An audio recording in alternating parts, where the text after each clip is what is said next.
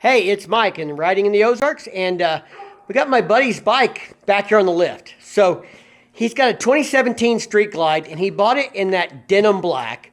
And, you know, I've never had a denim painted job, so I don't know how hard they are to take care of, but apparently they can be worse than a regular, like, gloss paint. And his has deteriorated over time. It's 2025 now, and he's going to paint it. So we're going to strip all the parts off of it, send it to the painter and stuff. So if you've got an interest in just seeing what it looks like, great, hang out. We're going to do a video on it. If you want to know how to take stuff apart, we're going to talk about all that. But that's what we're doing in today's video.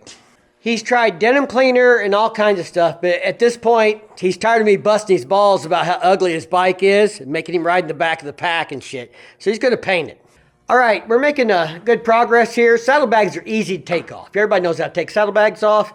Get them off. You still got to disassemble them, take the hardware out of it and all that kind of stuff for paint. But bags are off, gas tank's off. That's really a little bolt in the front of the dash, one in the back to take the dash off, disconnect the hoses and the lines. Then you got a couple of bolts in the back, one on each side in the front. That's easy stuff. We've done the easy stuff, except for the front fender. That's easy too. We're getting ready to do it. Then we're going to dig into the rear fender and the inner fairing, and that's really where the work is. All right, these are some tips or notes. We got the inner fairing off. We had to move the handlebars out of the way completely. So inner fairing needs to kind of go back in order before you put the handlebars back in. We just pulled them loose and pulled them back enough that we could get this straight up. This is the fairing, and it's all loose too. I don't know if it has to be, but it is. We'll rotate it back and put it all together later. But speaker pods can stay mounted to this frame with the audio system. You don't have to take any of that loose. You do got to take the ignition lock off. There's studs in here for the turn signals that have to come loose. We haven't done the rear fender yet. That'll be tomorrow night. Now this gauge goes up in here, and you can get to the lower bolts. There's 3 bolts on it. It's not bad.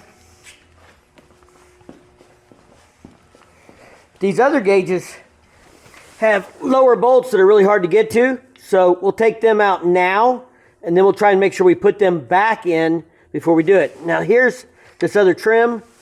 Take that off. The other one came with the gauge when we pulled it loose.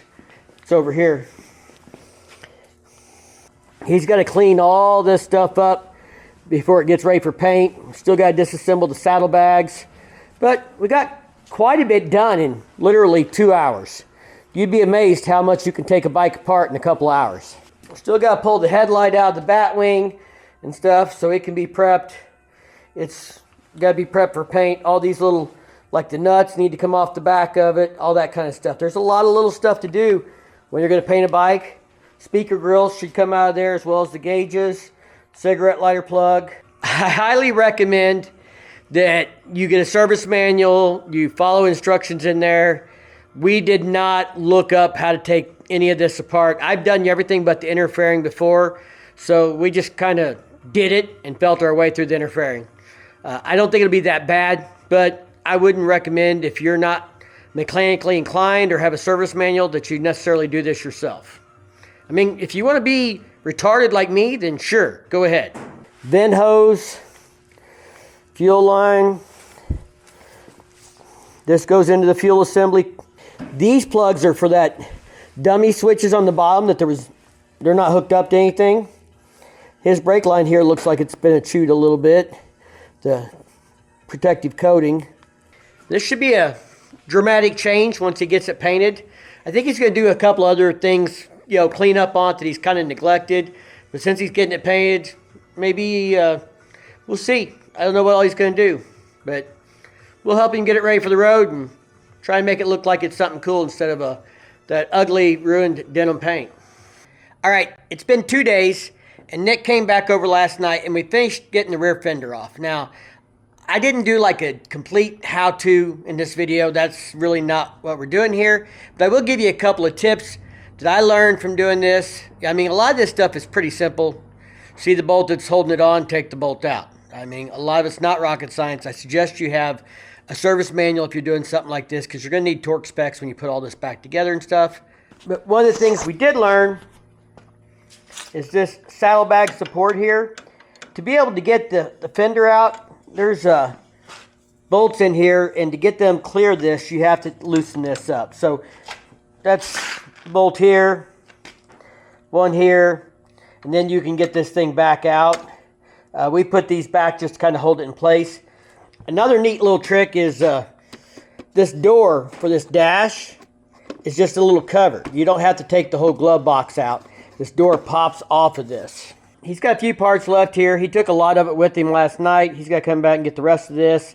Of course, this stuff's all got to get cleaned up. There's, you know, bug splatter on it still and everything else, and dirt. And on the inside of the inner fairing, you'll have some places where there's rubber and stuff you need to take off. That is if you're taking this apart to paint like we're doing now. Something else I do, I've said this in videos before, but I'm going to reiterate it again. I made buy a box of small sandwich bags and a box of big bags, and we had note cards here.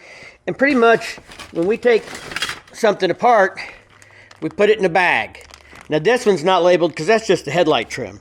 But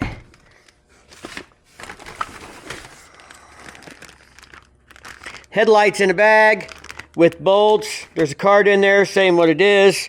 I know that's probably a silly example, but we did that for everything. For everything. We got 20 bags of parts in here. Saddlebag support bolts. Hardware for the saddlebag itself, including the latches. For each side, right and left, even though probably doesn't matter. Gauges.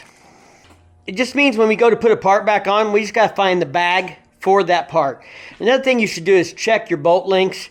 And if you have special bolts that are, you know, one's a particular shorter or longer that's not obvious, then you might want to mark that or make a note of it on the note card. You could say front bolt shorter, rear bolt longer, something like that.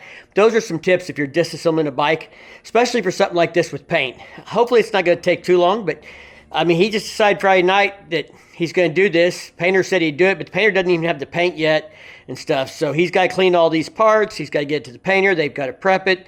They've got to paint it and clear it and let it, you know, set and cure and all that good stuff. So it's going to be a couple weeks, maybe a month before we put this thing back together. And I'm going to have other projects in the meantime. So this is just a great way to keep all that stuff together, keep it labeled. It'll make it a lot easier when we go put it back together. Now, it is going to take a lot longer to put together than it took apart. We'll tape off the parts with painter's tape and stuff before we assemble to keep from scratching the brand new paint. We'll get the manual out. We'll check torque specs, all that kind of good stuff. Things we don't have to do when we're just taking something apart and we're not worried about small scratches or things like that because it's going to get painted anyway. All right, Nick is back over here.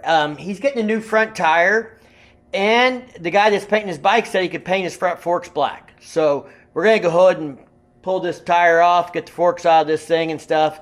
And that'll probably be all in this video. And then we'll do some other ones when we do new bars on here, when we put the painted parts back on stuff. So this will be a little series, but it may be spread out a little bit depending on how long it takes to get all this stuff back from the painter and stuff. Let's get started. All right, guys, I've seen this on Facebook and places a lot. So there's a bearing and spacer up here in the front end and stuff, and it's got grooves on one side, and people will take stuff apart, and then they'll put comments on the Facebook.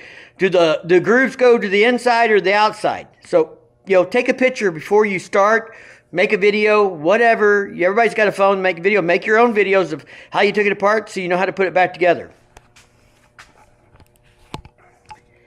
And this is what I'm talking about. Those grooves are to the outside out here, closest to the fork, not to the inside. So when we put this back together, we want to make sure that goes that way, that spacer. On this side, that is for our, I think, ABS sensor, and that goes in there, and we have a whole different spacer, and there's no grooves there. Now, I'm not a certified Harley mechanic. I have seen people say that it's tapered. I've seen people say that's horseshit. I don't really care. Just put it back together the way it came apart, and you'll be okay. Assuming that nobody else has fucked it up before you. Hey guys, something I probably ought to mention as well, because not maybe everybody realizes this, but the bolts for your brake calipers are 10 millimeter 12 point. You need a 12 point socket. always recommend use a 12-point socket. If you look at the heads of these, you'll see why. But if you use something else, you're going to tear up the head of the stuff most likely. But have a 12-point 10 millimeter if you're taking the brakes off. We're getting ready to take triple trees loose and drop the forks out of here now. Front wheel's already loose.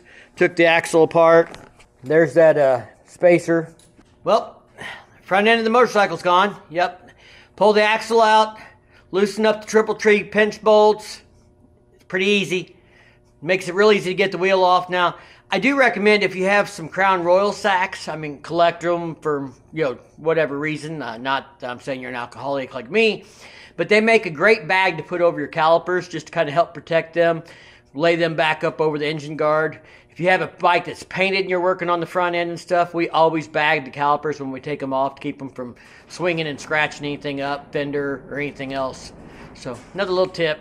Y'all stay safe. We'll see you in the next one when we start putting this stuff back together.